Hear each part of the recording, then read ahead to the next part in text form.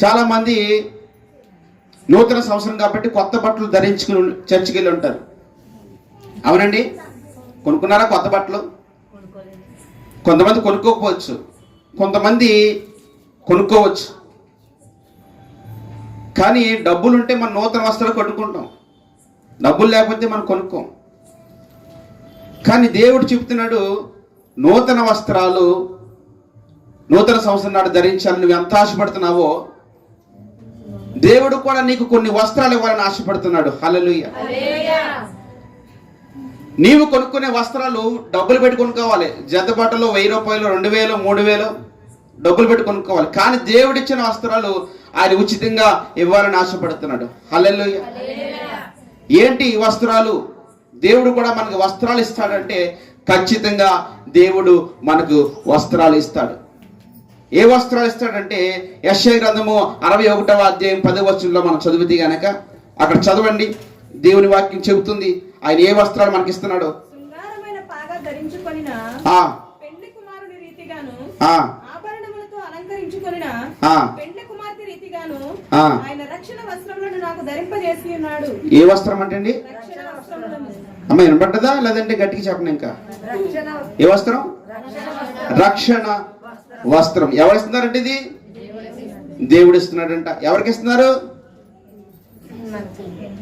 దేవుని మందిరంలో కూర్చున్న మనకు దేవుడిచ్చే నూతనమైన వస్త్రమే రక్షణ వస్త్రం. నీ మీద ఉందా రక్షణ వస్త్రం? ఇది ప్రశ్న. మీ మీద రక్షణ వస్త్రం ఉందా?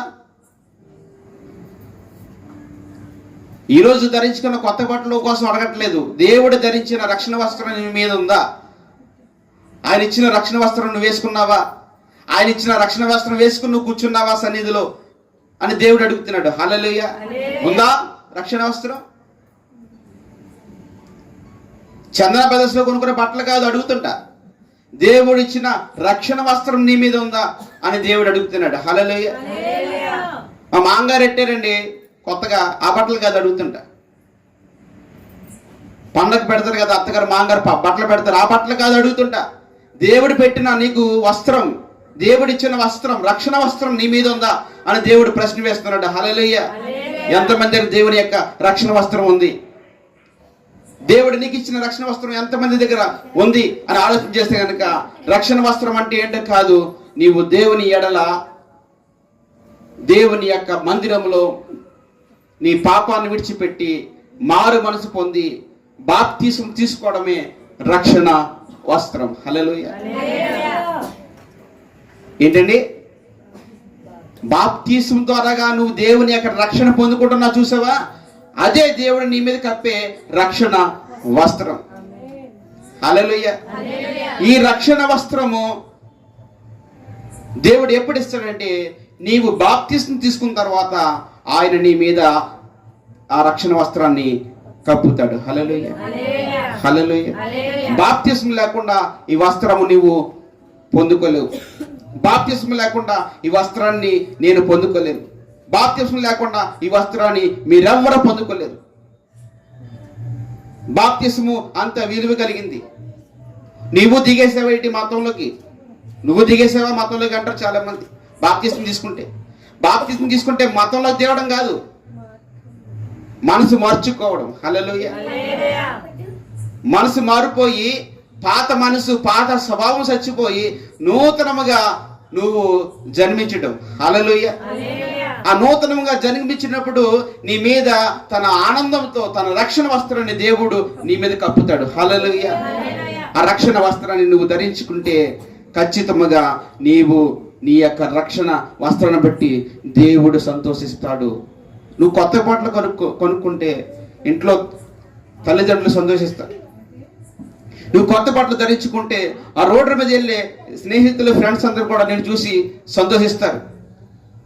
నువ్వు కొత్త బట్టలు కొనుక్కుంటే సంఘంలో ఉన్న వారందరూ కూడా చాలా మంచి బట్టలు కొట్టుకున్నామని సంతోషిస్తారు. కానీ నీవు రక్షణ వస్త్రాన్ని కప్పుకుంటే పరలోకపు తండ్రి సంతోషిస్తాడు. హల్లెలూయా. పరలోకం నుండి దేవుడు సంతోషిస్తాడు. నువ్వు మనుషులు పెట్టే ఆ సంతోషానికి, మనుషులు మెప్పించి ఆ ఆనందానికి నువ్వు అలవాటు పడిపోయి దేవుణ్ణి సంతోషం పెడతాం మానేసావు. ఎప్పుడో కానీ ఈ సంవత్సరం నుంచి నువ్వు దేవుని సంతోషపెట్టడానికి జీవించు, దేవుని కొరకు జీవించు. దేవుని రక్షణ వస్త్రాన్ని ధరింపజేసినందుకు ఆయనకు నువ్వు ఎంతో కృతజ్ఞతడిగా ఈ సంవత్సరం అంతా కూడా ఆయన కొరకు జీవించు. హల్లెలూయా. అంత మాత్రమే కాదు, ఈ రక్షణ వస్త్రము విలువ ఏంటో తెలుసా మీకు? చిన్న ఉదాహరణ చెప్తాను. వారు కొత్త షోరూంలో కారు కొనుక్కున్నప్పుడు వీడియో తీసుకున్నారు. అది నవ్వుతా హ్యాపీగా సరదాగా కేక్ కటింగ్ చేసుకుని కేక్ కట్ చేసి వాళ్ళు సంతోషించారు. ఎందుకో తెలుసా? ఈ ప్రపంచంలోనే నెంబర్ 1 సేఫ్టీ కారు. ఎటువంటి కారు అండి? ఈ ప్రపంచంలోనే నెంబర్ 1 సేఫ్టీ కారు. దాదాపు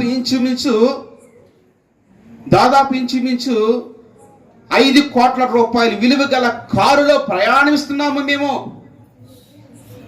అని సంతోషించారు. ఆ సంతోషము ఇదిగో నూతన సంవత్సరంలో కూడా మేము అడుగు పెడతాం అనుకున్నారు. కానీ 10 రోజుల క్రితము ఆ ట్రక్కు ఆ కారు మీద పడగానే ఆ కారు ఇలాగ అయిపోయింది. అందరూ చనిపోయారు. ప్రపంచం అంతా కూడా ఏంటి ఇన్ని కోట్లు పెట్టి కొనుక్కున్న కారు వీళ్ళని రక్షించలేకపోయిందని ఇప్పుడు ఆ వోల్వో కంపెనీ వారు అందరూ కూడా వచ్చి ఇండియాకి వచ్చి ఆ యొక్క రీసెర్చ్ చేస్తున్నారు. ఎలా జరిగింది ప్రాణం అంటే ఏంటి? బుర్ర ఉందండి ఎవరికైనా? ఎంతటి పెద్ద కారు అయినా సరే ఒక లారీ వచ్చి మీద పడితే ఉంటుందా? ఉండదు కదా. ఎవరు రక్షించగలరు? ఎవడైనా రక్షించగలరా? ఎవ్వరు రక్షించలేరు. హల్లెలూయా. కానీ నీకు జరిగే ప్రమాదము ముందే దేవుడికి తెలిసిపోతుంది. నీకు ఏ ప్రమాదం పొంచి ఉందో ముందే దేవుడికి తెలిసిపోతుంది. దేవుడు తన దూతలకు ఆజ్ఞాపిస్తాడు. ఆ దూతలు వస్తాయి. ఆ దూతలు నీకు ముందుగా వెళ్ళి ఆ మార్గంలో ఉన్న ప్రమాదాన్ని తప్పిస్తాయి. అదే రక్షణ. హల్లెలూయా. దేవుడు చేసే కార్యాలు కంటికి కనపడవు, చెవికి వినబడవు, హృదయానికి గోచరము కావు. నీకు తెలియదు. నీకంటే ముందు ఎవరు పనిచేస్తున్నారు? దేవదూతలు పనిచేస్తున్నారు. హల్లెలూయా. ఇరాకపోకల యందు యెహోవా నిన్ను కాపాడును. హల్లెలూయా. ఎలా దాటుకుని వచ్చేసాం ఇన్ని సంవత్సరాలు? మన గొప్ప ఏముందా? ఎలా దాటుకుని వచ్చామండి? 2025 సంవత్సరంలోకి ఎలా దాటుకుని వచ్చాం? మనం 24 సంవత్సరాలు ఎలా దాటుకుని వచ్చాం? ఎన్ని ప్రమాదాలు దేవుడు తెప్పించలేదు? ఎన్ని ప్రమాదాలు దేవుడు తెప్పించలేదు? బ్రదర్ ఎక్కడ ఉన్నారు? కడలి రాజు గారు ఈ షర్ట్ వేస్తున్నప్పుడు 2 సార్లు పడిపోవాలి. ఈ షర్ట్ వేసిన పాస్టర్ గారు దేవుడు అవమానాన్ని తప్పించాడు. హల్లెలూయా. ఈ షర్ట్ వేస్తున్నాడు 2 సార్లు ప్రమాదం నుంచి దేవుడు తప్పించాడు. ఈయన హైదరాబాద్ వెళ్తున్నప్పుడు 2 సార్లు దేవుడు ప్రమాదం తప్పించాడు. నేను ధైర్యంగా వెళ్ళిపోవడం కారణం ఏంటంటే నా దేవుడు నాకంటే ముందు తన దూతలకు ఆజ్ఞాపించి ఆ మార్గమును సరళం చేసి నాకు ఎటువంటి అపాయం కలగకుండా ఆయనే రక్షిస్తున్నాడనే నమ్మకం నాలో ఉంది కాబట్టి. హల్లెలూయా. ఎందుకంటే నేను రక్షణ వస్త్రాన్ని ధరించుకున్నాను, ఎందుకంటే నేను బాప్తిస్మం పొందాను, ఎందుకంటే దేవుడి కాపుదల్లో నేను క్షేమంగా ఉండగలుగుతున్నాను. బాప్తిస్మం లేని వారికి ఈ రక్షణ వస్త్రము దూరంగా ఉంటుంది. హల్లెలూయా. బాప్తిస్మంకి ముందుగా సిద్ధపడిన వారందరూ కూడా ఒకటి మాట అర్థం చేసుకోండి. దేవుని యొక్క రక్షణ వస్త్రము మన మీద ఉండాలంటే నీవు బాప్తిస్మము తీసుకోవాలి. అప్పుడే తన యొక్క రక్షణ వస్త్రాన్ని నీ మీద కప్పుతాడు. హల్లెలూయా. హల్లెలూయా. ఒక విషయం గుర్తుపెట్టుకోండి. మరి నేను బాప్తిస్మం తీసుకున్నానంటే మరి మీ మీద ఏమున్నట్టు? రక్షణ వస్త్రము ఉన్నట్టు. హల్లెలూయా. మీ మీద రక్షణ వస్త్రము దేవుడు కప్పి ఉంచాడు. హల్లెలూయా. మరి బాప్తిస్మం తీసుకున్న తర్వాత అయిపోయింది అక్కడితోటి. ఇదిగో నీవు రక్షణ వస్త్రాన్ని ధరించుకున్నావు కదా, అంటే బాప్తిస్మం తీసుకున్నావు కదా. బాప్తిస్మం తీసుకున్న తర్వాత నేను మరొక వస్త్రాన్ని నీకు గిఫ్ట్గా ఇస్తున్నానని మరొక వస్త్రం దేవుడు నీకు గిఫ్ట్గా ఇస్తున్నాడు. ఏంటి ఆ వస్త్రం అంటే? అభిషేక వస్త్రం. హల్లెలూయా. దేవుని సేవకులు మాత్రమే కాదు అభిషేకించబడడం. దేవుని సేవకులకే అభిషేకం కాదు, పాస్టర్లకే అభిషేకం కాదు. దేవుని మాట విని దేవునికి లోబడుతున్న నీ మీద కూడా దేవుని అభిషేకం ఉంటుంది. హల్లెలూయా. సౌలు రాజుగా అభిషేకించాడు సమూయేలు. కానీ సౌలు తన యొక్క అతిక్రమణం బట్టి సౌలుని రాజుగా తప్పించి దావీదుని దేవుడు ఎన్నుకోవాలనుకుంటే దావీదు అర్హుడు కాదు. ఎవరి దృష్టిలో? వాళ్ళ నాన్న దృష్టిలో. ఆడు గొర్రెలు కాసుకుంటాడు, ఆడుతో పన్నెండు మీకు అంటే సమూయేలు అంటాడు, రండయ్య బాబు ఆయన పిల్లండి దేవుడు ఒప్పుకోవట్లేదు ఎవరిని. మీ పెద్ద అబ్బాయిని ఎవరిని కూడా దేవుడు ఒప్పుకోవట్లేదు. ఎక్కడో అడవిలో కాసుకుంటాను, గొర్రెలు కాసుకుంటాను, కుర్రాడు పిల్లండి అంటే దావీదు వచ్చి అక్కడ నిలబడ్డాడు. దావీదు చూస్తున్నాడు. అలా ఇంకా చూస్తుంటే సమీర్ అంటాడు, యెహోవా కోరుకున్న వాడు ఇతడే. హల్లెలూయా, హల్లెలూయా. నీ మీద అభిషేకం రావాలంటే నువ్వేం చేయాలంటే దేవుడిచ్చిన ఆ రక్షణ వస్త్రాన్ని జాగ్రత్తగా కాపాడుకుంటే అభిషేక వస్త్రాన్ని దేవుడు నీ మీద కప్పబోతున్నాడు. హల్లెలూయా. ఒకసారి మీరు చదవండి, లేవికాండము 8వ అధ్యాయం 30 వచనం చదవండి. అభిషేక తైలములో కొంత తీసుకొని అహరోను కుమారుల వస్త్రములను ఆయన ఏం చేస్తున్నాడంటే అభిషేకిస్తున్నాడు. హల్లెలూయా. నీ మీద అభిషేకపు వస్త్రము ఉందా? రక్షణ పొందుకున్నావు, బాప్తిసం తీసుకున్నావు, అక్కడితో అయిపోయింది అనుకున్న జీవితం. అక్కడితో అవ్వలేదు.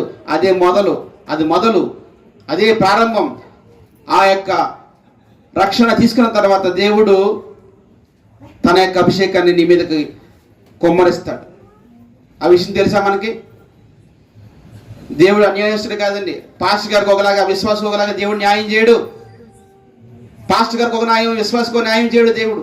అందరికీ ఒకటే న్యాయం, అందరికీ ఒకటే గిఫ్ట్. హల్లెలూయా. కానీ నీ స్థితి ఏంటో నువ్వు గమనిస్తే ఖచ్చితంగా నీ మీద కూడా దేవుడు అభిషేకాన్ని కొమ్మరిస్తాడు. దేవుని యొక్క అభిషేక వస్త్రం ధరించాలంటే నీలో ముందే ఉండాలి రక్షణ వస్త్రం ఉండాలి. రక్షణ అంటే ఏంటి? బాప్తిసము ఉండాలి. బాప్తిసం ఉంటే ఏమొస్తుంది? రక్షణ వస్త్రం వచ్చిన తర్వాత ఏమొస్తుంది? అభిషేకపు వస్త్రం వస్తుంది. హల్లెలూయా. ఈ అభిషేకపు వస్త్రం విలువేంటి తెలుసా మీకు? ఈ అభిషేక వస్త్రం విలువేంటో మీరు చూడండి. లూకాసు వార్త 3వ అధ్యాయం 16వ వచనం చదవండి. పరిశుద్ధాత్మలోను అగ్నితోను బాప్తిసం ఇస్తాడు. నువ్వు ఎక్కడ ములుగావు? నీటిలో ములుగావు. ఏ నీరు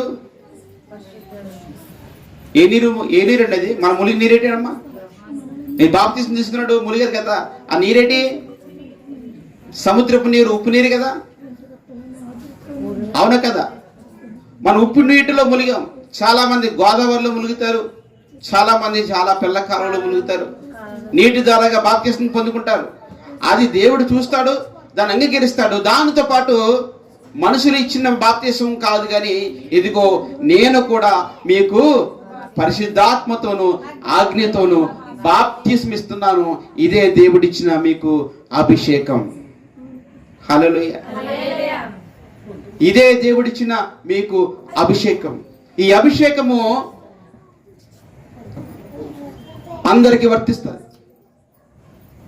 ఈ అభిషేకము ప్రతి ఒక్కరికి వస్తుంది.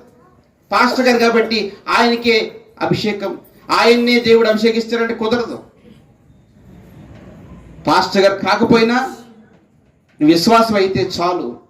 నువ్వు నమ్మకంగా దేవుని రక్షణ వస్త్రాన్ని కాపాడుకుంటే ఆ అభిషేక వస్త్రం నీకు కూడా దేవుడు ఇస్తాడు. హల్లెలూయా. చాలా మంది ఎక్కడ ఆగిపోతారంటే బాప్తిసం తీసుకొని ఆ రక్షణ వస్త్రం దగ్గర ఆగిపోతారు, కానీ ఈ అభిషేకపు వస్త్రం దగ్గరికి రాలేదు. ఈ అభిషేకపు వస్త్రం రావాలంటే నువ్వు దేవుడిని అడగాలి, ప్రభువా ఈ అభిషేక వస్త్రం నాకు ధరింపచేయి. హల్లెలూయా. ఈ అభిషేక వస్త్రం నువ్వు ధరించుకుంటే నువ్వేం చేస్తావు తెలుసా? గతంలో ఉన్న అలవాట్లన్నీ కూడా దేవుడు అగ్నితో కాలుస్తాడు. హల్లెలూయా. ఏ అలవాట్లు? సినిమా చూసే అలవాటు ఉందా? ఉందండి. మరి బాప్తిసం తీసుకున్నావా? తీసుకున్నానండి. మరి ఇప్పుడు చూస్తున్నావా అంటే చూడట్లేదండి. ఎందుకని? దేవుడు తన అగ్నితో ఆ యొక్క తలంపులను కాల్చివేశాడు. హల్లెలూయా. సీరియల్ చూసే అలవాటు ఉందా? ఉందండి. మరి ఇప్పుడు చూస్తున్నావా? చూడట్లేదండి. ఎందుకండి? బాప్తిసం తీసుకున్నాడు కదండి. దేవుడు ఆ సీరియల్ చూసే బుద్ధిని తన అగ్నితో కాల్చివేశాడు. సిగరెట్లు కాల్చేవాడవా? కాల్చివ్వండి. మరి బాప్తిసం తీసుకున్నావు, ఇప్పుడు కాల్స్తున్నావంటే కాల్చట్లేదండి. ఎందుకని?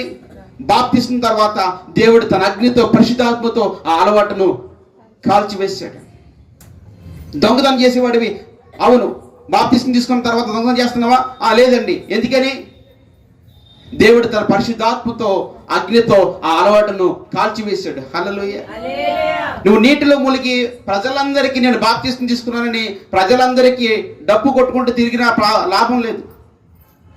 ప్రజలందరి ముందు నేను ఆ బాప్తిసం తీసుకున్నాను అని చెప్పేసి మీటింగ్ పెట్టి 10 మందిలో చెప్పినంత మాత్రం లాభం లేదు. బాప్తిసం తీసుకున్న తర్వాత మరొక బాప్తిసం ఉంది. ఏంటంటే అగ్నితోనూ పరిశుద్ధాత్మ అభిషేకంతోనూ బాప్తిస్మం తీసుకుంటే ఆయన అలవాట్లన్నీ కూడా నిన్ను ఏం చేస్తాడంటే కాల్చివేస్తాడు. ఒక మంచి మేలిమి బంగారం వలన నువ్వు తయారవుతావు. హల్లెలూయా, హల్లెలూయా. చాలా మంది బాప్తిస్మం తీసుకున్న బూతులు మానరు, చాలా మంది బాప్తిస్మం తీసుకున్న సినిమాలను మానరు, చాలా మంది బాప్తిస్మం తీసుకున్న ఇంకా గొడవలు జగడాలు మానరు. మరి బాప్తిస్మానికి విలువ లేకుండా ఈరోజు సమాజంలో చాలా మంది క్రైస్తవులు జీవిస్తున్నారు. ఎందుకో తెలుసా? బాప్తిస్మం వరకు ఆగిపోయి, కానీ అభిషేకపు వస్త్రము అనగా దేవుని యొక్క పరిశుద్ధాత్మలో అగ్నిలో వాళ్ళు బాప్తిస్మానికి ఇష్టపడతలేదు. హల్లెలూయా. వాళ్ళు ఇష్టపడాలంటే ఏం చేయాలంటే, ప్రభువా నేను బాప్తిస్మం తీసుకున్నాను, ఇదిగో నీవు నా అలవాట్లన్నీ కూడా కాల్చివేయి. గతంలో ఉన్నట్టుగా నేను ఉండకూడదు, గతంలో జీవించినట్టుగా నేను జీవించకూడదు, గతంలో ఏ తలంపులతో ఏ తప్పులు చేశాను అవన్నీ వదిలే, ఇంకా ఇక్కడి నుంచి నేను నీ కొరకు మంచిగా జీవిస్తానని తీర్మానంతో నువ్వు ఉన్నావంటే ఇప్పుడే తన అభిషేకాన్ని దేవుడు నీ మీద కుమ్మరిస్తాడు. హల్లెలూయా. అభిషేకం నీలోకి వస్తే గొలియాతు వంటి సమస్యను కూడా నువ్వేం చేస్తావంట? పడగొడతావు. అభిషేకం రాకుండా చీపురు పుల్ల కూడా కదపలేవు. అదే అభిషేకం ఉంటే గొలియాతు నీకంటే బలవంతుడు, నీకంటే పొడవ, నీకంటే ఎన్నో రెట్లు భీకరుడు, యుద్ధ వీరుడు, కానీ అభిషేకం ఉంటే నువ్వు ఓడించేస్తావు. హల్లెలూయా. అభిషేకం లేకుండా ఏం చేయగలవండి? చీపురు పుల్ల కూడా నువ్వు కదపలేవు. అభిషేకం దేవుణ్ణి అడగాలి, దేవుడు తన అభిషేకాన్ని నీ మీద కుమ్మరిస్తాడు. దీని పేరే అభిషేకపు వస్త్రము. హల్లెలూయా. అభిషేకం వస్త్రం అయిపోయిన తర్వాత దేవుడు మరొక వస్త్రాన్ని ఇవ్వాలని ఆశపడుతున్నాడు. మరొక వస్త్రం పేరు ఏంటంటే ప్రశస్తమైన వస్త్రం. జకరియా గ్రంథము 3వ అధ్యాయము 3-5 వచనాలు చదవండి. హల్లెలూయా. ఏ వస్త్రం అండి? ప్రశస్తమైన వస్త్రం. మొదటి వస్త్రం పేరు రక్షణ వస్త్రం. అంటే ఏంటి? బాప్తిస్మం. రెండవది అభిషేకపు వస్త్రం. అంటే ఏంటి? అగ్నితోను పరిశుద్ధాత్మతోను బాప్తిస్మం. మూడవ వస్త్రం పేరేంటండి? ప్రశస్తమైన వస్త్రం. ఈ ప్రశస్తమైన వస్త్రం ఏంటో తెలుసా? నీకు దేవుడు ఇచ్చే ఈ సమాజంలో గౌరవ ఘనతలు. ఏంటండి? నీకు దేవుడిచ్చే ఈ సమాజంలో గౌరవ మర్యాదలు. ఏ గౌరవంగా బతుకుతున్నావా లేదా? బైబిల్ పెట్టుకున్న వారందరూ కూడా ఎలా బతకాలి? గౌరవంగా, హుందాగా బతకాలి. హల్లెలూయా. మనందరికీ ఒక మంచి గౌరవం ఉంది దేవుని మందిరంలో. మంచి విశ్వాసిగా, మంచి ప్రార్థనా పరురాలుగా, మంచి సాక్ష్యం చెప్పేవాదానిగా, మంచి పాటలు పాడేవాడిగా నీకు ఒక మంచి గౌరవం ఉంది. ఇదే ప్రశస్తమైన వస్త్రం. ఇదే ప్రశస్తమైన వస్త్రాన్ని లోకం చూస్తున్నప్పుడు అలాగే చూస్తుంది. వీడు మంచివాడురా, వీడు పర్వాలేదు, వీడు అంగాలంటి వాడు కాదు, పర్వాలేదని ఎందుకు అనుకుంటారంటే నీ మీద ప్రశస్తమైన వస్త్రం దేవుడికి అప్పటి కాబట్టి. హల్లెలూయా. నేను చూడగానే వాళ్ళకి మంచి ఆనందము, సంతోషం కలుగుతుంది. రాజు ఎస్తేరును చూడగానే ఏం పుట్టిందంట? దయ పుట్టింది. అలాగే నిన్ను చాలా మంది అధికారులు చూడగానే నీ మీద దయ పుడుతుంది. ఎందుకంటే నీ మీద ఉన్న వస్త్రము అంత ఆషామాషి వస్త్రం కాదు, చాలా విలువైన వస్త్రము. అది ప్రశస్తమైన వస్త్రము. హల్లెలూయా. అదే గౌరవము, ఘనతలు. ఒకప్పుడు నీకు గౌరవం, ఘనతలు ఉన్నాయా? ఒకప్పుడు నీకు విలువ ఉందా అంటే డౌటే. నాకైతే లేదు. నీకు ఉందా లేదో తెలియదు, నాకైతే లేదు. కానీ ఇప్పుడు నాకు ప్రశస్తమైన వస్త్రం దేవుడు ధరింపజేశాడు, మంచి గౌరవం. హల్లెలూయా. దేవుడు నాకు ఇచ్చిన ప్రశస్తమైన వస్త్రము చాలా విలువైంది. మీకు కూడా చాలా విలువైన వస్త్రం. అది మీకు సమాజంలో మంచి గౌరవము, మంచి పేరు, మంచి ప్రఖ్యాతులు కావాలంటే నీ మీద ఆ ప్రశస్తమైన వస్త్రము ఉండాలి. ఆ ప్రశస్తమైన వస్త్రము దేవుడు తప్ప ఈ లోకంలో ఎవ్వరు కూడా నీకు ఇవ్వరు. హల్లెలూయా. చందన ప్రదర్శనలోకి వెళ్ళి బట్టలు కొనుక్కుంటే 5,000 అవుతుంది. ఎవరికి? నీకు, నీ భర్తకి. ప్రభువు ఇచ్చే ప్రశస్తమైన వస్త్రము దేవుడు 5,000 తీసుకోండి నీ దగ్గర. హల్లెలూయా. తీసుకుంటాడా? బాప్తిస్మం తీసుకున్నప్పుడు ఊరంతా పండగ చేసుకున్నావు. అందరు తీసుకెళ్లి సముద్రం దగ్గర చక్కగా బాప్తిస్మం తీసుకున్నావు. ఎంత ఖర్చు అయింది అమ్మంటే 5,000 ఖర్చు అయింది అయ్య గారు. దేవుడు ఖర్చు పెట్టుకున్నాడా? దేవుడు ఒక్క రూపాయి అడగలేదు కదా నేను. హల్లెలూయా. నేను సరదాకి తీసుకెళ్ళావు, సరదా తీరింది 5,000 రూపాయలు, కానీ బ్రతుకు మారలేదు. హల్లెలూయా. 5,000 రూపాయలు దండగా బాప్తిస్మానికి. ఈ దేవుడు ఇలా లెక్కేస్తాడు నిన్ను. హల్లెలూయా. నీవు బాప్తిస్మం తీసుకున్నప్పుడు దేవుడు సంతోషిస్తాడు. నీ బాప్తిసంలోనే ఆయన ఆనందిస్తాడు. ఆ బాప్తిసం పేరే రక్షణ వస్త్రము. ఆ తర్వాత దేవుడిచ్చేది అభిషేక వస్త్రము. ఆ తర్వాత దేవుడిచ్చేది ప్రశస్తమైన వస్త్రము. ఈ యొక్క వస్త్రాన్ని కూడా దేవుడు ఉచితంగానే నీకు ఇస్తున్నాడు. మరొక 3 వస్త్రాలు చూపించి నేను ముగించేస్తాను. చూడండి, సువాసన వస్త్రం అనే వస్త్రం నేను చూపిస్తున్నాను మీకు. చదవండి, కీర్తనకారుడు 45వ కీర్తన 8వ చరణం చదవండి. నీ వస్త్రములెల్లా గోపరస వాసనే, అగరు వాసనే. చాలండి, హల్లెలూయా. ఇప్పుడు కోవైట్ నుంచి ఎవరైనా స్నేహితులు వచ్చారు, ఇంకో మంచి సెంట్ ఇస్తారు గిఫ్ట్గా. పొద్దున్న లేచి ఇంటి మొత్తం శుభ్రం గోడకి అంతా కొడుతున్నాం అనుకో, ఆ ఇచ్చినట్టు చూస్తే ఒరే పిచ్చోడా, గోడలు కొట్టడానికి ఏమని చెప్పలేదు నీకు, నువ్వు ఏదో బట్టలు కొట్టుకుంటావని ఎక్కడన్నా ఫంక్షన్కి వెళ్ళినప్పుడు బట్టలు కొట్టుకోరా అనేసి అంటే, బట్టలు కొట్టుకోవాలా అని బట్టలు కొట్టుకుంటే అప్పుడు ఎలా ఉంటాడు, నవ్వుతాడు. హల్లెలూయా. అంటే సెంటుని మనం బట్టలకే కొట్టుకుంటాం. సెంటు మన బట్టలు కొట్టుకుని మనం ఏం చేస్తామంటే రోడ్డు మీద హోందాగా నడిచి వెళ్తుంటే ఆ పక్కన ఉన్న వాళ్ళందరూ కూడా ఆ సువాసన చూసి, ఆహా ఏ సెంటు కొట్టాడురా బాబు, ఎవరిచ్చారు కానీ మంచి సెంటు ఇచ్చేటికి, చాలా మంచి సెంటు కూడా వేయడు. హల్లెలూయా. చాలా మంచి సెంటు కొట్టేశాడు, చాలా మంచి సెంటు కొట్టాడు, చాలా మంచి సెంటు కొట్టాడు, చాలా ఖరీదైన సెంటు కొట్టాడు. హల్లెలూయా. కానీ చాలా ఖరీదైన సెంటు కానీ చాలా మంచి సెంటు కానీ నువ్వు దేనికి కొట్టుకుంటావు? బట్టలకు కొట్టుకుంటావు. హల్లెలూయా. కానీ దేవుడు అంటున్నాడు, నీ బట్టలు కాదురా బాబు సెంటు, నీ బట్టలు కాదు సువాసన రావాల్సిన, నీ బట్టలు కాదు, నువ్వే సువాసనగా ఉండాలి. హల్లెలూయా. హల్లెలూయా. నువ్వే సువాసనగా మారిపోవాలి. నీ పక్కన కూర్చుంటే నువ్వేమి రావాలంటే ఒక మంచి సువాసన రావాలి. హల్లెలూయా. నీకు ఇష్టం లేని వ్యక్తి వచ్చి నీకు నచ్చిన సెంటు కొట్టుకుని కూర్చుంటే నీకు నచ్చుతుందండి? సెంటు నచ్చుతుందా? సెంటు ఇష్టమే, కానీ ఎవరి ఇష్టం కాదు, ఆ మనిషి ఇష్టం కాదు. నీకు పక్కనే కూర్చుంటుంది, కానీ సెంటు కొట్టుకున్నంత మాత్రాన నువ్వేం చేస్తావంటే ఆమెను అసహించుకుంటావు. హల్లెలూయా. ఇప్పుడు సెంటు ప్రాబ్లమా ఆ మనిషి ప్రాబ్లమా? ఆ మనిషి ప్రాబ్లం.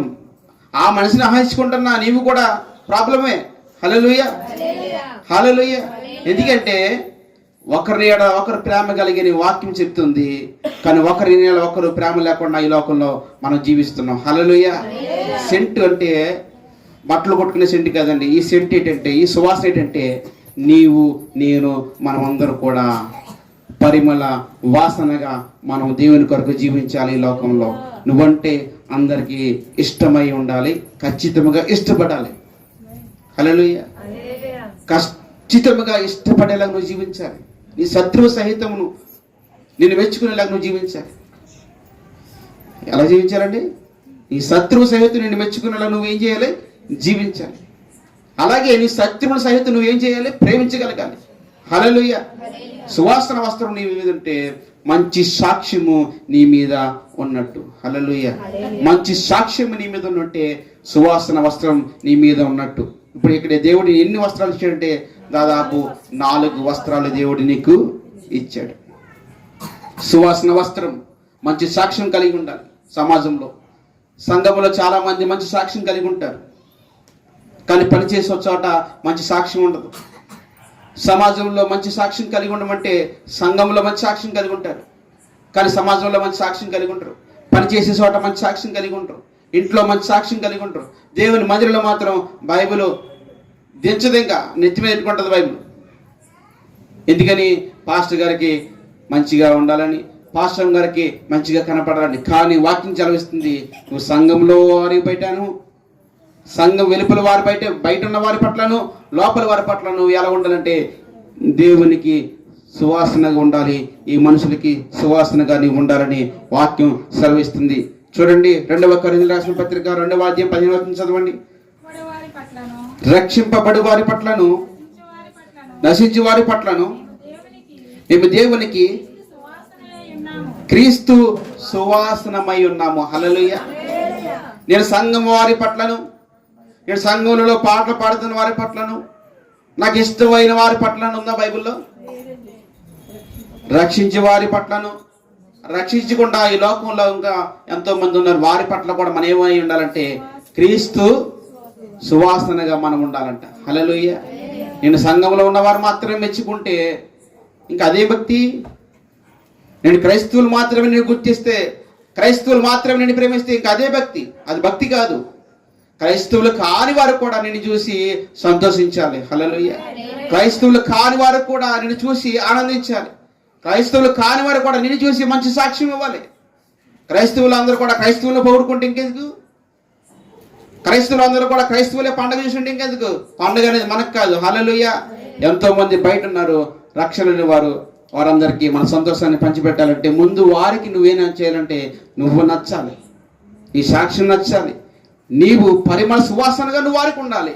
నువ్వు వారికి నచ్చినప్పుడే నువ్వు ఏ మాట చెప్పినా వారు వింటారు. నువ్వు వారికి నచ్చకుండా మా దేవుడు గొప్పడండి చర్చికి వచ్చే చెత్తరా, మొట్టమొదట నీలోనే సరైన జీవితం విధానం లేదు, నీలోనే సరైన భక్తి విధానం లేదు. వారు ఎలాగొస్తారు? వారి రమ్మన్నం కూడా చాలా పొరపాటు. హల్లెలూయా. ముందు నువ్వు నీ ఇల్లుని చక్కబెట్టుకో, ముందు నువ్వు ఇల్లు సరి చేసుకో, మిగతా వారి పట్ల దేవుని వాక్యము అదే దాని యొక్క కార్యం జరిగిస్తుంది. హల్లెలూయా.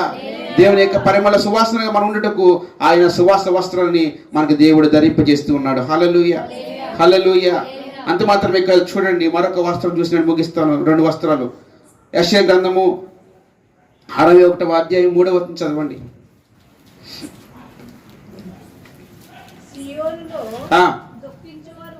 సీయోనులో దుఃఖించు వారు ఉల్లాస వస్త్రములను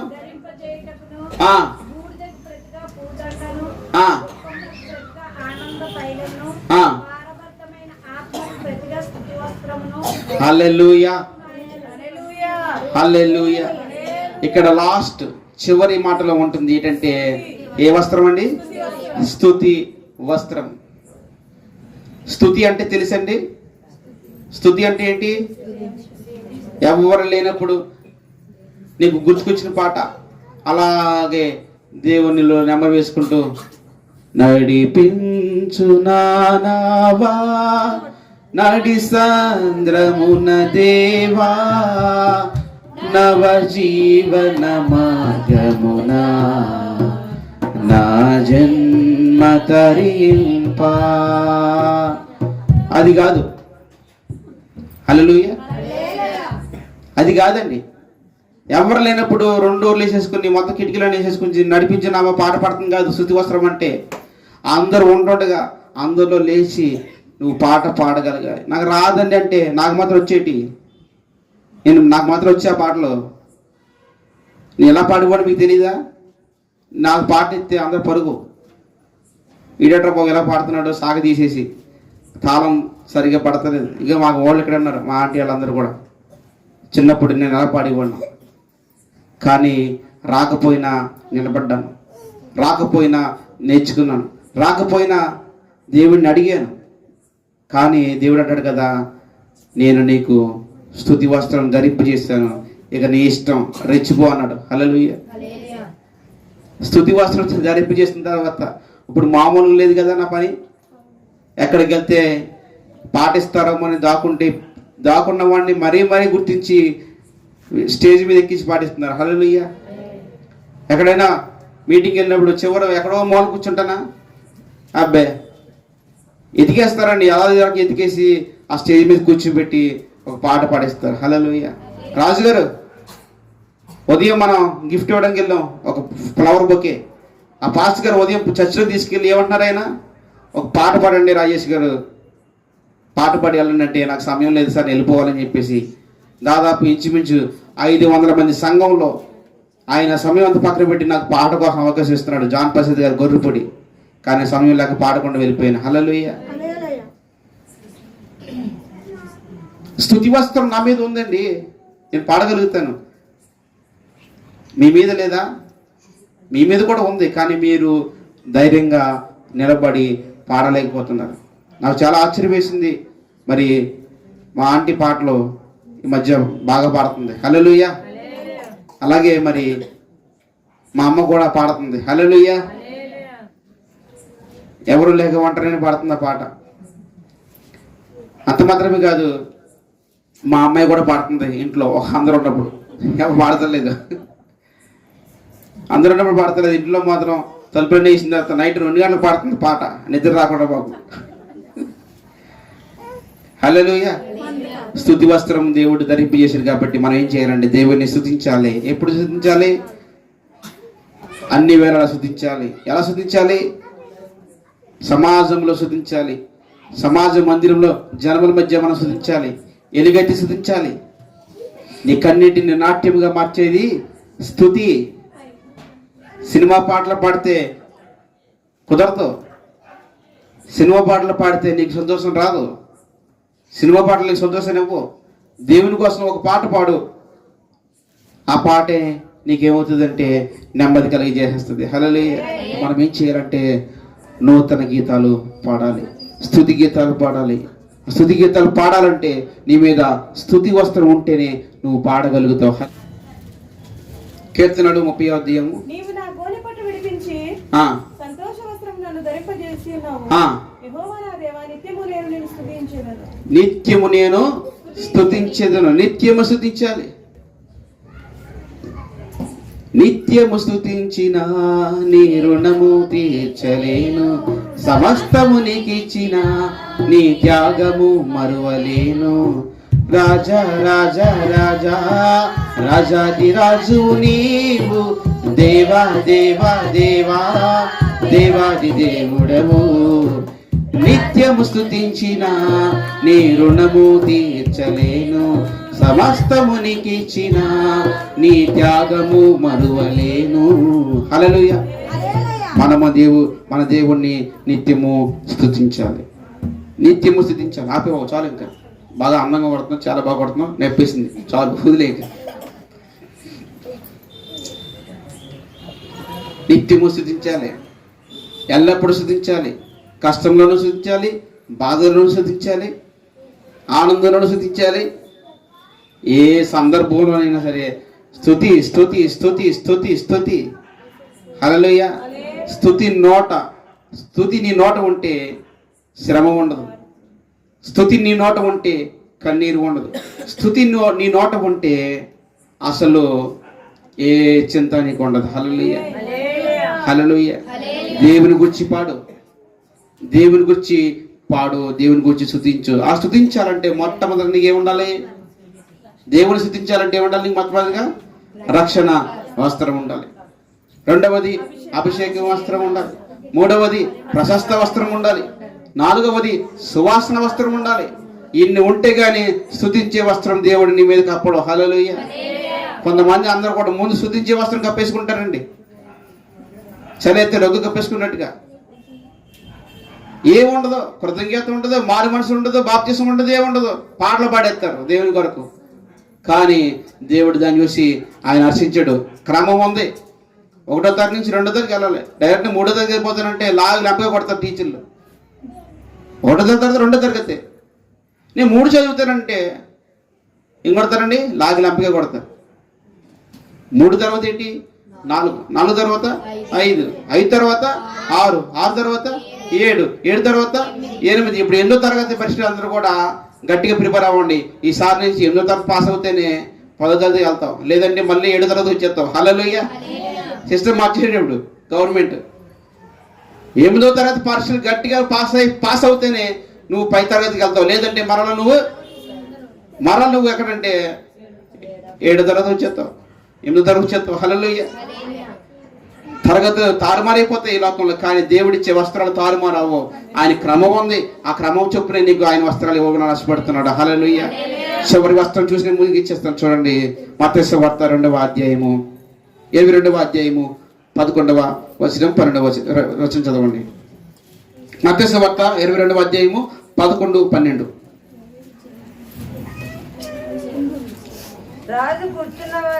అబ్బా, మంచి మాట అండి. ఏంటంట? రాజు కూర్చున్న వారిని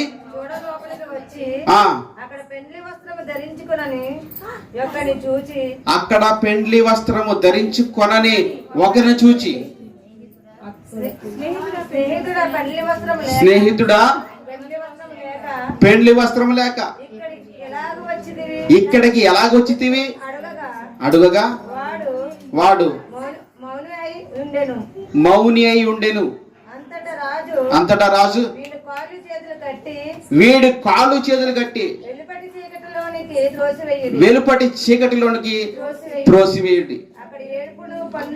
అక్కడ ఏడ్పును పండ్లు కొరుకుటయును ఉండినని పరిచారకులతో చెప్పాను. హల్లెలూయా, హల్లెలూయా. ఇప్పుడు చెప్పండి, రాజు కూర్చున్న వాడిని చూసంట, స్నేహితుడా నీ మీద పెండ్లి వస్త్రం ఏది అని అడిగాడు. హల్లెలూయా. ఎందుకు పెండ్లి వస్త్రం అంటే జాగ్రత్తగా ఆలోచించండి చెప్తాను. ఒక రాజు ఇంట్లో తన కుమారుడికి పెండ్లి చేసి గొప్ప విందు చేస్తున్నాడు. చికెను, మటను, ఫిష్, ఫ్రాన్స్ అన్ని ఐటమ్స్ అన్ని కూడా చక్కగా ఫ్రై చేయించి భోజనాలు సిద్ధపరిచాడు. భోజనాలు సిద్ధపరిస్తే ఎందుకే పెండ్లికి కౌరు చెప్పిన వాళ్ళు రావట్లేదు. ఎవరు రావట్లేదండి? పెళ్లి కార్డు ఇచ్చి రారాబాబు అని చెప్పిన వాళ్ళు అందరూ కూడా వేరే వేరే వంకలు పెట్టేసి సాకులు పెట్టేసి వారందరూ కూడా ఆ పెళ్లికి ఎగ్గొట్టేశారు. ఇప్పుడు అన్నీ ఏమన్నా రెడీగా ఉన్నాయి? భోజనాలు రెడీగా ఉన్నాయి. హల్లెలూయా. భోజనాలు సిద్ధంగా ఉన్నాయి. ఏం సిద్ధంగా ఉన్నాయండి? పెళ్లి భోజనాలు అంటే మామూలుగా ఉంటాయా? Chicken, mutton, biryani, mixed biryani, నానా రకాలు చేసి పడేసాడు. ఈ వంటలన్నీ కూడా రెడీగా ఉన్నాయి. అయితే తిన్నాకి ఒక్కడు రావట్లేదు. తినడానికి ఒక్కడు రాకపోతుంటే రాజుకి కోపం వచ్చి, రాజు మార్గంలోను వీధుల్లోనూ మీకు ఎవరు కనపడితే వారందరిని లాక్కొచ్చేయండిరా బాబు అని చెప్పేసి తన పరిచారకులను పంపించి, కౌరు పంపించి వాళ్ళందరినీ కూడా ఆ యొక్క వారందరినీ పెళ్లి విధికి ఆహ్వానించారు. హల్లెలూయా. అయితే రాజు ఒక ప్లాన్ చేసుకున్నాడు. వారందరూ వస్తున్నప్పుడు గుమ్మం జన్ వచ్చి ఒక్కొక్కరికి ఒక్కొక్క రకమైన గిఫ్ట్ ఇచ్చి వారి మీద ఆ పెండ్లి వస్త్రం కప్పి వారికి ఆ యొక్క విందులోకి ఆహ్వానం పలుకుతున్నాడు. మంచి పెండ్లి వస్త్రము అనగా ఆ పెండ్లికి వచ్చిన, ఆ భోజనానికి వచ్చిన, విందుకు వచ్చిన ప్రతి ఒక్కరి మీద ఒక మంచి నూతనమైన వస్త్రాన్ని కప్పి వారందరినీ లోపలికి పంపిస్తున్నాడు. హల్లెలూయా, హల్లెలూయా. బట్టలు పెట్టి పంపిస్తున్నాడు. ఆ బట్టలు వేసుకుని వాళ్ళు లోపల భోజనం చేస్తున్నారు. హల్లెలూయా. అయితే గిఫ్ట్ అందరికి ఇస్తున్నప్పుడు వీరందరూ సక్రమంగా ఇచ్చారా లేదా చెక్ చేస్తున్నాడు. అందరి మీద ఉందా, అందరికి ఇచ్చారా అని చెక్ చేసి, రాజు ఏం చేస్తున్నాడంటే ప్రతి ఒక్కరి దగ్గరికి వెళ్ళి అందరికి ఆ యొక్క వస్త్రం ఉందో లేదో చెక్ చేస్తుంటే ఒకడికి వస్త్రం లేకుండా ఆ పెళ్లికి వచ్చేసాడండి. హల్లెలూయా. వస్త్రం లేకుండా వచ్చాడు పెళ్లికి, పెండ్లి విందుకి, భోజనాలు కూర్చుని పోయాడు. అతను చూసి అతను ఆ రాజు అంటున్నాడు, స్నేహితుడా పెండ్లి వస్త్రం లేకుండా అసలు నువ్వు ఇక్కడికి ఎలాగొచ్చితివి? అసలు పెండ్లి వస్త్రం లేకుండా నేను అనుమతి ఇచ్చిన వాడు ఎవడు? పెండ్లి వస్త్రం నీ మీద కప్పాము కదయ్యా, కొత్త వస్త్రం నీకు ఇచ్చాం కదయ్యా, అందరూ అది ధరించుకునే భోజనాలు చేస్తున్నారు కదయ్యా, నువ్వు ఒక్కడికి మాత్రమే ఈ పెండ్లి వస్త్రం ఎందుకు లేదు అంటే అడంట ఏమై ఉన్నాడంటే అండి, మౌని అయి ఉండేను. చాలా మందికి ఇది అలవాటు అండి. తప్పు చేసేయడం ఏనంటే మౌనంగా అలా ఉండిపోవడం. ఏం చేస్తారండి? తప్పు చేసేస్తారు. ఈయన గద్దిస్తే ఏమి తెలియనట్టు అలా ఉండిపోతారు, మౌనంగా ఉండిపోతారు. తప్పు చేయడానికి ఉన్న ధైర్యము, తప్పు చేయడానికి ఉన్న ఆ యొక్క పౌరుషము, ఆ తప్పును ఒప్పుకోవడానికి ఉండదు, ఏం చేశానని చెప్పడానికి ఉండదు. మౌనంగా ఉండిపోతాయి. అసలు ఏమి తెలియనట్టు వదకు తీయబడిన గొర్రెపిల్లగా అలా ఉండిపోతారు మౌనంగా. వీళ్ళు చాలా ప్రమాదస్తులు, చాలా ప్రమాదకారులు. ఎవరు ప్రమాదకారులు అంటే మౌనంగా ఉండేవారు చాలా మంది ప్రమాదకారం. హల్లెలూయా. తప్పు చేసి ఆ తప్పుని ఒప్పుకోలేక మౌనంగా ఉండిపోయి ఆన్సర్ ఇవ్వకుండా నటించేవారు చాలా ప్రమాదకరం. హల్లెలూయా. యోధా ఇస్కరియోతు కూడా అంతే. అప్పగిచ్చేసిన తర్వాత మౌనంగా ఉండిపోయాడు. ఏం చేయాలో అర్థం కావట్లేదు ఇంకా. ఎందుకంటే సాక్షాత్ దేవుణ్ణి ఎవరికి అప్పగించి, శత్రువుల చేతికి అప్పగించేశారు. హల్లెలూయా. ఆన్సర్ లేదు ఇంకా ఆడి దగ్గర.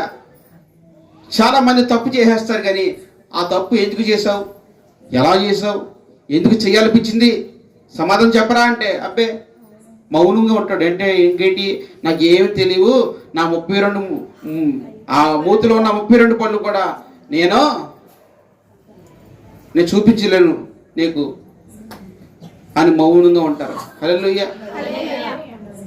కానీ ఈడు కూడా అలా ఉన్నాడంట, మౌనంగా ఉన్నాడంట. హల్లెలూయా. తప్పు చేసి ఆ తప్పును ఒప్పుకుంటే 6% తగ్గించబడుతుంది. ఓకే, 50% 6 తగ్గిపోతుంది. కానీ అటు చూసారు ఎలా ఉన్నాడంట, మౌనంగా ఉన్నాడంటండి. మౌనంగా ఉంటే రాజుకి చెర్రెత్తిపోయింది. ఇంకా రాజుకి మహాకోపం వచ్చేసింది.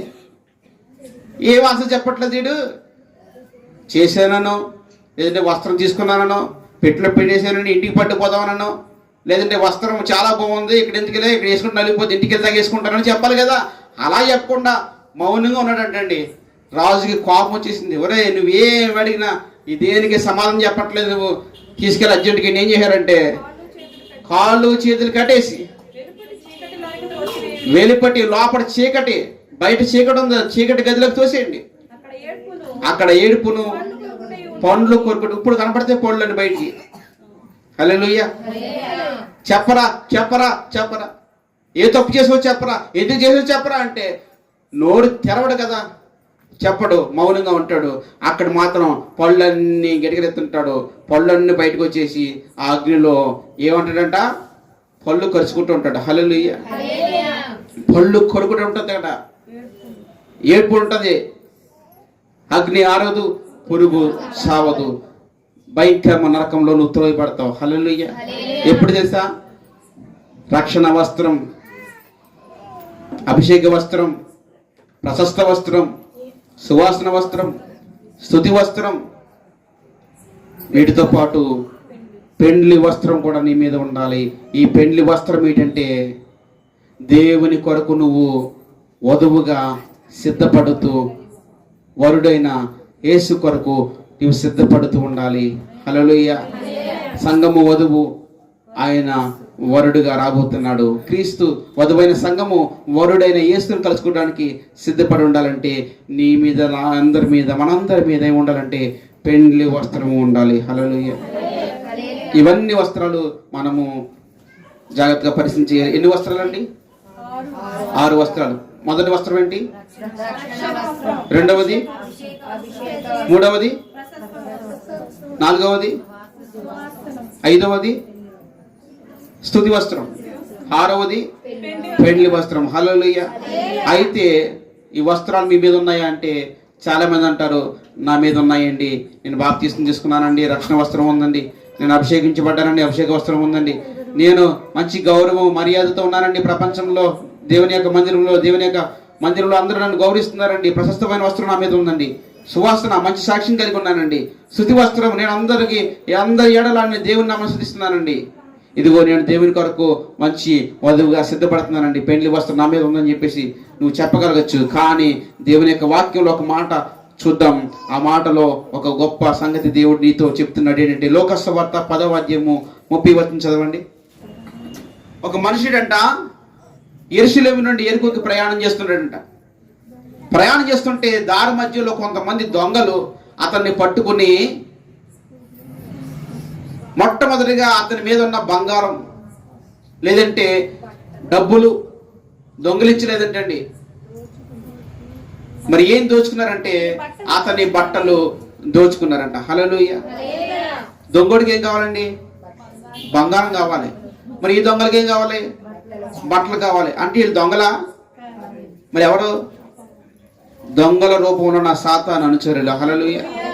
సాతాను అనుచరులకు దేవుడిచ్చిన రక్షణ వస్త్రాన్ని దొంగిలించాలని వెంటాడుతుంటాడు.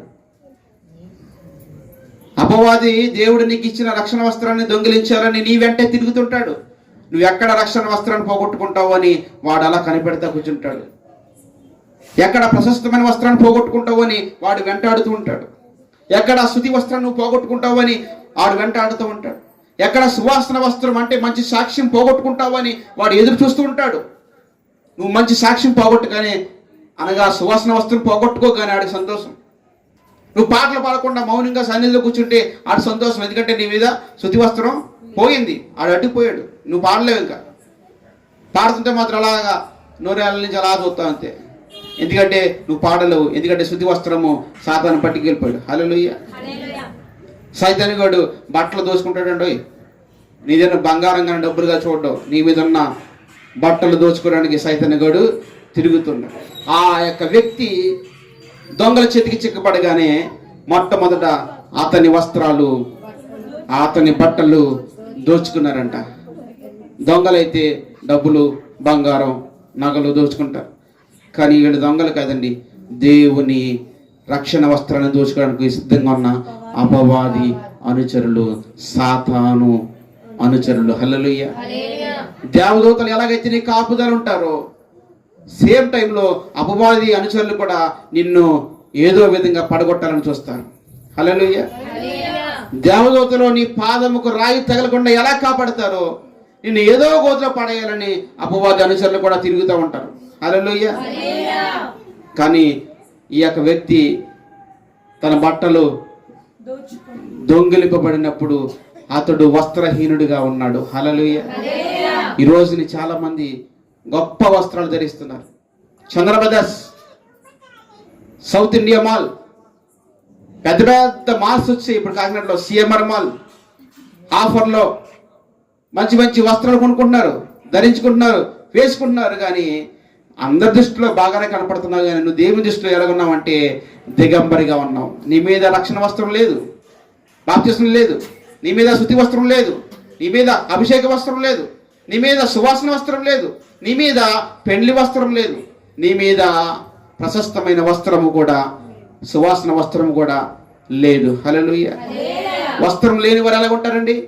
వస్త్రహీనులుగా ఉంటారు, అంటే దిగంబరులుగా ఉంటారు. అంటే బట్టలు ఎవరు దోచుకున్నారంటే అపవాది దోచుకున్నాడు. నీ బట్టలు ఇప్పుడు ఎవరి చేతిలో ఉన్నాయి? అపవాది చేతిలో ఉన్నాయి. హల్లెలూయా. దేవుడి చేతిలో లేవు. దేవుడు ఎప్పుడో వచ్చేసాడు నీకు. ఒకసారి తొడుక్కుని నువ్వు ఏం చేసావంటే బాగున్నాయని చెప్పి చూసుకునే లోపు దొంగడు ఎత్తిపడంతే. హల్లెలూయా. బాగా ఉన్నాయని చెప్పి చూసుకుంటున్నావు, ఈ లోపల ఎవడెత్తిపడంటే దొంగలు వచ్చి నీ బట్టలు ఎత్తికిపోయారు. హల్లెలూయా. ఆ ఎత్తిపోయిన సంగతి కూడా నీకు తెలియదు, ఆ రక్షణ కోల్పోయిన సంగతి కూడా నీకు తెలియదు. రక్షణ ఉందనుకుంటున్నా కానీ రక్షణ కోల్పోయావు. రక్షణ వస్త్రాన్ని కోల్పోతే రక్షణ కూడా కోల్పోతావు. హల్లెలూయా. రక్షణ వస్త్రం కోల్పోతే వస్త్రహీనుడిగా ఉంటావు. వస్త్రహీనుడిగా ఉన్నావు అర్థం అంటే నువ్వు దిగంబరుడిగా ఉన్నావు దేవుని దృష్టిలో. అతను అంటాడంట, దేవుడు నిన్ను చూసి కళ్ళు మూసుకుంటాడు, నేను నిన్ను చూడలేకపోతున్నాను, నువ్వు దిగంబరిగా ఉన్నావని. హల్లెలూయా. మన స్థితి ఎలా ఉందంటే దేవుడు చూడలేని స్థితిలో మనం ఉన్నాం. హల్లెలూయా. పిచ్చోడు రోడ్డు మీద వెళ్తాడు బట్టలు లేకుండా, కళ్ళు మూసుకుంటాం మనం. వాడు పిచ్చోడు కాబట్టి రోడ్డు మీద బట్టలు లేకుండా వెళ్తాడు, దిశ మనం చూడలేక మనం కళ్ళు మూసుకుంటాం. మనము జ్ఞాన గ్రంథమైన బైబిల్ గ్రంథాన్ని పట్టుకునే దిగంబరులుగా ఉన్నాం. జ్ఞాన గ్రంథమైన బైబిల్ పట్టుకుని వస్త్రహీనులుగా ఉన్నాం.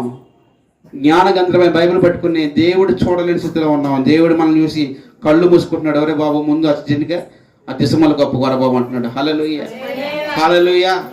ఆదాము హవ్వలు దేవునితో మంచిగా చక్కగా హ్యాపీగా జీవితం సాగించేస్తున్నారు, దేవునితో ఉన్నారు, మంచి మహిమ గల వస్త్రాలు ధరించుకుని ఉన్నారు.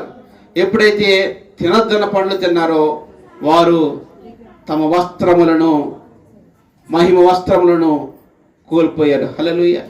మహిమ వస్త్రములు కోల్పోగానే వారి కళ్ళకి ఎలా కనపడ్డారంటే నగ్నంగా కనపడ్డారు. వెంటనే భయపడిపోయారు. అదేంటి నువ్వు అలాగొన్నావు, ఇదేంటి నువ్వు ఎలాగొన్నావు అని చెప్పేసి వెంటనే చెట్టు కిందకు పారిపోయి అంజురపు ఆకులతో ఒక కచ్చడమును చేసుకుని వారు ఆ యొక్క దేవుని కనుదృష్టికి కనపడకుండా దాక్కుంటే, ఆదామా ఎక్కడున్నావు అని ఆ చల్లపూట దేవుడు సాయంత్రం పూట వచ్చి దేవుడు అడుగుతుంటే ఆదాం అంటాడు కదా, నేను దిగంబరై ఉంటుని కనుక నేను భయపడి ఉంటిని. హల్లెలూయా.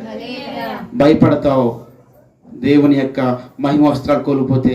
అనుక్షణమే భయమే నీకు. అడుగు తీసి అడిగేయలేవు, ఎక్కడికి వెళ్ళలేవు, ఒంటరిగా ఏమి చేయలేవు, భయం. ఎందుకంటే దేవుడిచ్చిన ఆ వస్త్రాలు నీ మీద లేనప్పుడు నువ్వు భయంతో జీవిస్తావు. భయము భయము భయము భయము, ఎప్పుడు భయమే, ఎల్లప్పుడూ భయమే. కానీ అంటాడు కదా దేవుడు, నీవు దిశమలను లేదంటే నువ్వు నగ్నంగా, నువ్వు దిగంబరిగా ఉన్నావని నీకెవడు చెప్పాడు? దేవుడు అడుగుతున్నాడు. అపవాది నన్ను మోసగించింది, ఇదిగో అవధారగా నిన్ను తినొద్దన్న పండు తిన్నాను, నేను కూడా నా వస్త్రాలని కోల్పోయాను అంటున్నాడు. హల్లెలూయా. నువ్వు కోల్పోయావా? నీ వస్త్రాన్ని ఎప్పుడు కోల్పోయావు, ఎక్కడ కోల్పోయావు దేవుడు చూశాడు. ఎక్కడ కోల్పోయావో దేవుడు తెలుసు. నువ్వు వస్త్రాలు ఎక్కడ కోల్పోయావో, ఏ వస్త్రం కోల్పోయావో, ఎక్కడ కోల్పోయావో, ఎలా కోల్పోయావో దేవుడికి తెలుసు. అయితే దేవుడికి ఒక ఛాన్స్ ఇస్తున్నాడు. దేవుడు మరొక ఛాన్స్ ఇస్తున్నాడు నీకు. ఈ నూతన సంవత్సరంలో దేవుడు ఇచ్చే మంచి గొప్ప మాట ఏంటో తెలుసా? నువ్వే వస్త్రం అయితే కోల్పోయావో ఆ వస్త్రము మరలా దేవుడు నీకు ధరిస్తానని వాగ్దానం చేస్తున్నాడు. ఈరోజు మరలా నీవు కోల్పోయిన వస్త్రాన్ని తిరిగి సంపాదించుకుంటే గనక నీవే ధన్యుడివి. హల్లెలూయా. ఎలాగా మనం చూద్దాం, చూడండి ఎలాగా మనం చూద్దాం. లోకసువార్తలో మనం చూస్తే గనక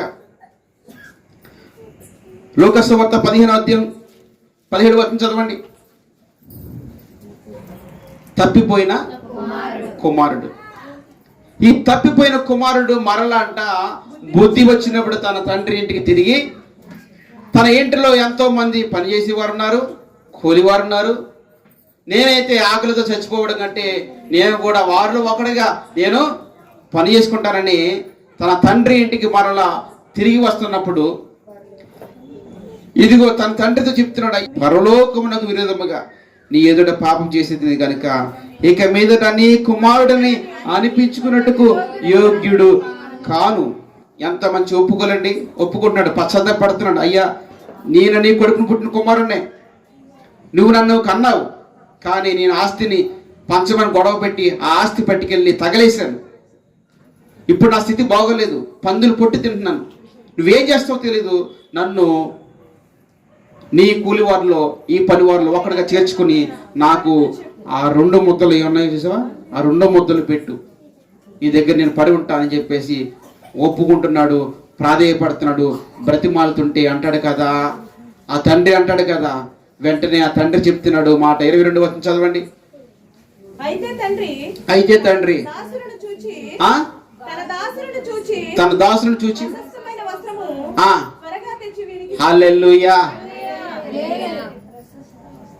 తప్పిపోయిన కుమారుడు బుద్ధి వచ్చినప్పుడు తన ఇంటికి వచ్చినప్పుడు, తన తండ్రి ఇంటికి వచ్చినప్పుడు, తన తండ్రి ఇంటిలో చిన్న స్థానం కోరుకుంటుంటే తన తండ్రి అంటాడు కదా, నా కొడుకు వెళ్ళేటప్పుడు మంచి వస్త్రాలతో వెళ్ళాడు, ఎంతో శ్రేష్టమైన వస్త్రాలతో వెళ్ళాడు. ఏటి వీడి వస్త్రాలు ఎలా అయిపోయాయి, ఏటి వీడి వస్త్రాలు చిరిగిపోయాయి, ఏటి వీడు ఎలాగైపోయాడు, ఎంత దారుణంగా మార్చబడ్డాడు. ఇదిగో అర్జెంటుగా వీడి కోల్పోయిన వస్త్రము నేను ధరింపజేస్తాను, అర్జెంటుగా ప్రశస్తమైన వస్త్రం తీసుకురండి అని తన దాసులకు ఆజ్ఞాపించాడంట. హల్లెలూయా. పరిగెట్టుకుంటా బీరువలోకి వెళ్ళి ఒక మంచి నిలువుట గంగిని మంచి ప్రశస్తమైన వస్త్రం తీసి ఆ యొక్క తన కుమారుడికి ధరింపజేశాడు. తండ్రి మనసు అటువంటి మనసు, దేవుని మనసు అటువంటి మనసు. నువ్వు పారేసుకోవచ్చు, ఎక్కడ పడిపోయిందో తెలియకపోవచ్చు, పారేసుకున్నావని, ఎక్కడ పాడేసుకున్నావో తెలియదని, ఫలానా కారణం చేత నేను నా రక్షణను వస్త్రాన్ని పోగొట్టుకున్నానని దేవుని దగ్గర నువ్వు ఒప్పుకుంటే ఆ వస్త్రం మరలా నీకు దేవుడు తిరిగిస్తాడనడానికి దానికి సజీవ సాక్ష్యము తప్పిపోయిన కుమారుడు తన తండ్రి పట్ల చూపించిన పశ్చాత్తాపానికి ఒక మంచి వస్త్రము రాబోతుంది, అతనిని కప్పబోతుంది. హల్లెలూయా. నీవు నేను మనం అందరూ కూడా ఏదో ఒక విషయంలో తప్పిపోతాం. మనం ఏమి పరిశుద్ధులం కాదు. ఏదో ఒక సమయంలో, ఏదో ఒక విషయంలో, ఏదో ఒక సందర్భంలో మనము తప్పిపోతాం. అంత మాత్రాన మన దేవుడు మనల్ని తృణీకరించడు. నువ్వు పశ్చాత్తాపడితే, నువ్వు దేవుని జరుపుకుంటే ఆ కోల్పోయిన వస్త్రము, ఆ కోల్పోయిన ఆ యొక్క ప్రశస్తమైన వస్త్రము, ఆ కోల్పోయిన రక్షణ వస్త్రము, ఆ కోల్పోయిన స్తుతి వస్త్రము, ఆ కోల్పోయిన అభిషేక వస్త్రము, ఆ కోల్పోయిన సువాసన వస్త్రము దేవుడు మరలా నీ మీద ధరింప చేయాలని ఈ సంవత్సరము ఆశపడుతున్నాడు. ఆ వస్త్రాన్ని ఈ సంవత్సరమైన నువ్వు సంపాదించుకో. హల్లెలూయా, హల్లెలూయా. నేను లెక్కేసుకుంటే నాకు ఇంచుమించు రక్షణ పొంది 16 సంవత్సరాలు అవుతుంది. నేను రక్షణ పొంది 16 సంవత్సరాలు అవుతుంది. ఈ 16 సంవత్సరాల్లో కూడా ఒక్కొక్క సంవత్సరం ఒక్కొక్క అద్భుతం దేవుడు నా జీవితంలో చేశాడు. ఒక్కొక్క అద్భుతం చెప్తే సమయం సరిపోదు. మన జీవితంలో దేవుడు అద్భుతం చేశాడా? గత సంవత్సరం ఇల్లు కట్టాలనుకున్నావు, ఈ రోజున మంచిగా ఇల్లు కట్టుకున్నావు. గత సంవత్సరం నువ్వు నా అప్పులు తీర్చాలనుకున్నావు, ఈ సంవత్సరం మంచిగా అప్పులు తీర్రి. గత సంవత్సరం ఎన్నో అవమానాలు పడ్డావు, ఈ సంవత్సరం కొంచెం ఎంతో బాగుంది అనుకున్నావు. 2024 సంవత్సరం అంతా కూడా చాలా బాగుంది అనుకున్నావు. 2025 సంవత్సరం ఇంకా బాగుంటది. హల్లెలూయా. రెట్టింపు బాగుంటది. హల్లెలూయా. నాకే కాదు మీ అందరికీ బాగుంటది. హల్లెలూయా. మనమందరము 2025 సంవత్సరంలో ఒక మంచి గొప్ప మేలును మనం చూడబోతున్నాం. ఆ మేలు తెలుసా? దాచి ఉంచిన మేలు, అది నీకు కనపడదు. హల్లెలూయా. దేవుడు నీ కొరకు దాచి ఉంచిన మేలు ఈ సంవత్సరంలోనే ఒక ఓపెన్ చేయబోతున్నాడు నీ కొరకు. హల్లెలూయా. ఈ సంవత్సరమే ఆ గిఫ్ట్ ప్యాక్ ఓపెన్ చేయబోతున్నాడు. ఈ సంవత్సరంలోనే నువ్వు ఎన్నో అద్భుతాలు చూడగలుగుతున్నావు. హల్లెలూయా.